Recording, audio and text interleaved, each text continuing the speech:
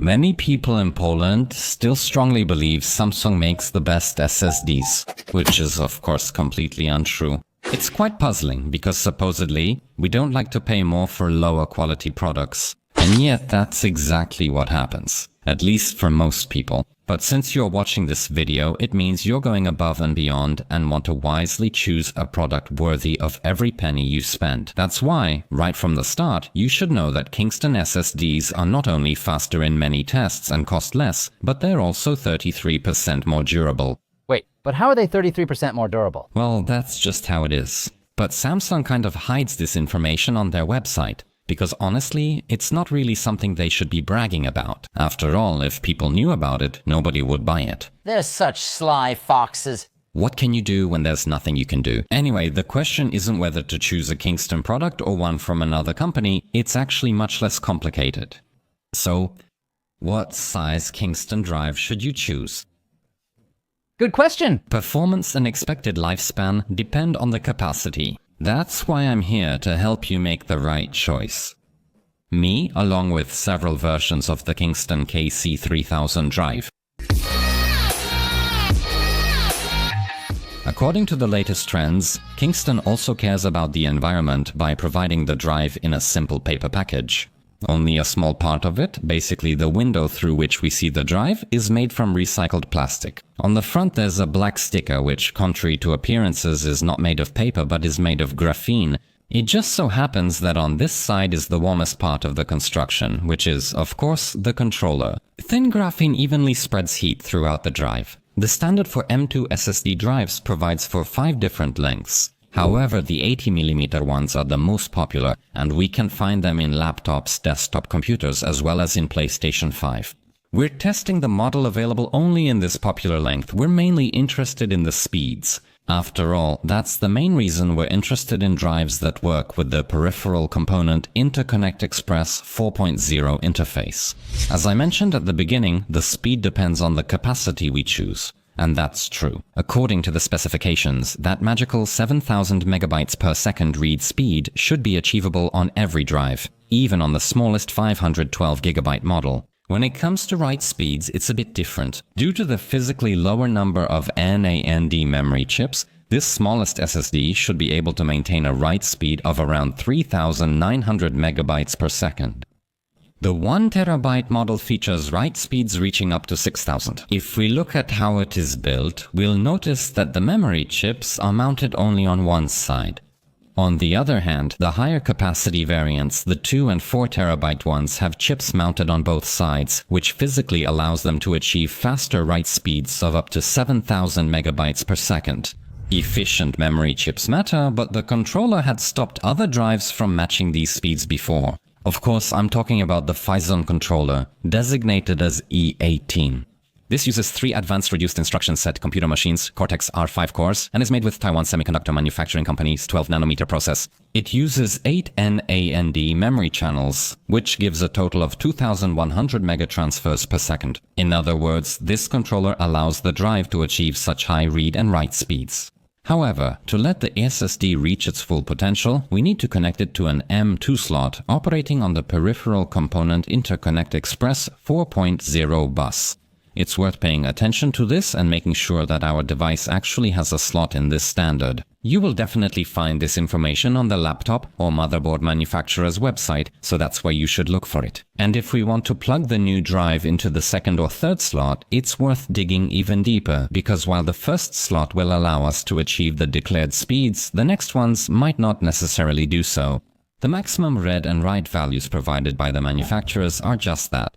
Maximum values that we can achieve under favorable conditions, so we absolutely need to thoroughly test all of them. The platform on which we will be testing performance is not the newest, but that's actually a good thing, because the results achieved here should be similar to what you can experience on a several-year-old laptop or desktop computer.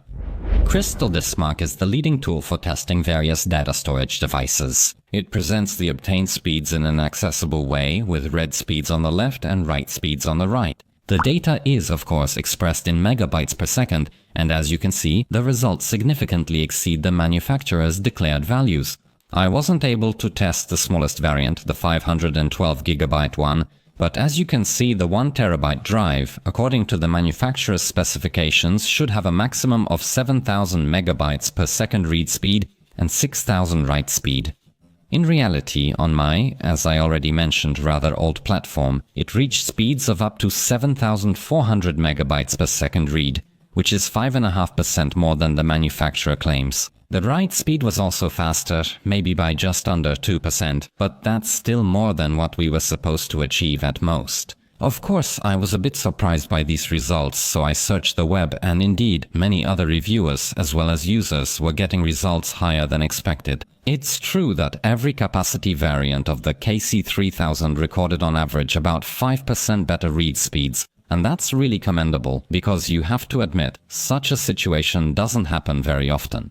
You can also notice here that I included two previously tested Kingston drives in the chart. This is the 1TB and 500GB KC2500 model, which still runs on the older peripheral component Interconnect Express 3.0, but that's just for reference, so we know what kind of performance increase to expect when moving from peripheral component Interconnect Express 3.0 to the new 4.0. You've probably already heard that SSD performance drops significantly after they are filled up. If these are indeed equipped with low-quality flash memory modules and equally weak controllers, then of course a drastic drop in performance occurs. Therefore, to check this as well, I filled all the tested drives to 80% and repeated the tests. As you can see in the attached image showing the read speeds, all three Kingston KC3000 drives still perform better than the specifications predict. Filling them up to 80% doesn't affect them in the slightest. Let's take a look at the table comparing the write speeds. The 1TB variant writes data faster than specified. The same goes for the 2TB drive. Interestingly, the 4TB variant writes data a bit slower, but such a difference is still within the margin of measurement error. Let's now jump to SSD, which is quite similar in concept to the previous benchmark. However, it doesn't hurt to run a full test cycle on it as well, which, as you can see, I have done for you. You might find tests done in this program when buying another drive. If so, this data will help you compare read and write speeds both when the drive is empty and after it's filled up to 80% of its capacity. It's always good to verify how the drive performs in synthetic tests. However, I've prepared another test for you, one that's much more practical, measuring the speed of extracting a typical archive. A large archive. Okay, you might be wondering now if you really need such a high-performance drive like an NVMe peripheral component Interconnect Express 4.0. The chart that's slowly appearing on the screen right now will probably convince you best. If you're currently using a high-performance solid-state drive, there will of course be an improvement, but not as drastic as with a mechanical drive. That thing at the bottom, with a result exceeding 15 minutes, is a typical laptop drive. These are definitely slower than the larger mechanical drives for desktops. If anyone still doubts the power of SSDs and continues to use a hard disk drive in their laptop, show them this table. It will definitely clear up any doubts.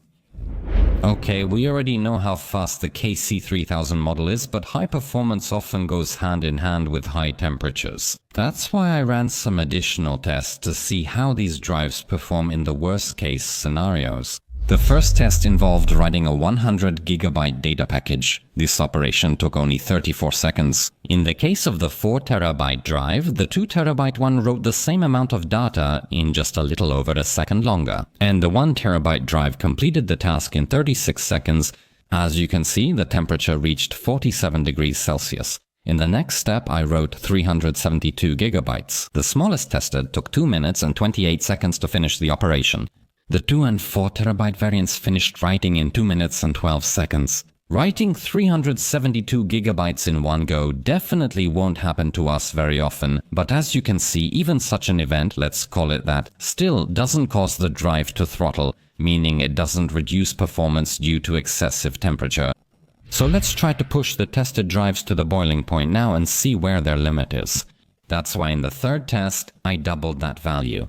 744 GB is nearly 80% of a 1TB drive's space. And here, our tested KC3000 fought bravely until they reached 60 degrees. After hitting that temperature, the firmware slowed down the write speed, so by the end of the test, these drives had much lower temperatures. However, keep in mind that the motherboard I used for testing has a rather basic cooling system for the M.2 slot drives. First, the heat is only dissipated from one side, and we have to remember that the 2 and 4 terabyte variants have chips mounted on both sides. Second, the absorbed heat isn't transferred further, so this cooling solution is only effective for short performance bursts. Admittedly, if you think about it, no normal person is going to write data continuously like that, at full speed, non-stop, with over 700 gigabytes of data.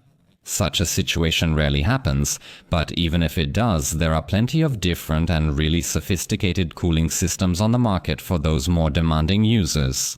Alright, but what about that Samsung I mentioned at the beginning of this video? Well, if you want to make a smart choice for your next SSD, total bytes written is a parameter you simply have to know about. Total bytes written, or total bytes written, is a parameter that indicates the total number of terabytes written over the entire lifespan of the drive. Its limit defines the maximum amount of data you can write to the drive, after which the official warranty is void. Both Samsung and Kingston may have a 5-year warranty, but the products from the Korean manufacturer already have a much lower guaranteed lifespan. Now, without beating around the bush, here are a few specific facts that will prove you should never blindly trust a brand. At the time of making this material, Samsung's top 1 terabyte model, labeled as 980 Pro, costs 676 zlotys in the cheapest store. On the other hand, the tested KC3000 with the same capacity costs only 540 zlotys. In other words, it's 136 zlotys cheaper. Or, if you prefer, you'll pay 20% less. What about durability? Well, in the case of Kingston, we have this information clearly disclosed. In the case of Samsung, we keep scrolling through tons of graphics. We keep scrolling and scrolling through this whole marketing jungle. When we start to suspect that our eyes aren't working properly anymore, we press the Control key along with the F key and type in the phrase total bytes written, which, oh dear, isn't found. We don't give up and keep searching? Let's review it once, since if it's not in the subtitles, maybe these graphics will reveal how durable their pricey Pro products are. Still nothing. Suddenly something small flashes by, saying, few more. After expanding it, we find the information we wanted. A 1 terabyte drive's lifespan is about 600 terabytes. So we jump over to the Kingston website and see that a drive of the same capacity has not 600 but 800 terabytes before it fails, which gives us exactly 33% more. And since, as you know, the drive itself is already 20% cheaper, and in many tests Kingston's product is more efficient, we start to understand who's doing the marketing here and who's actually doing the real work. Besides, I find it easier to understand charts that I can see than numbers that I can hear. That's why I made a simple comparison to clearly show it. Unfortunately, Samsung hasn't developed the technology yet to produce 4 terabyte drives, so there's an empty space down there, but maybe someday they'll catch up with the others technologically. Anyway, time will tell. Ultimately, the capacity of the drive you should choose depends almost entirely on your budget.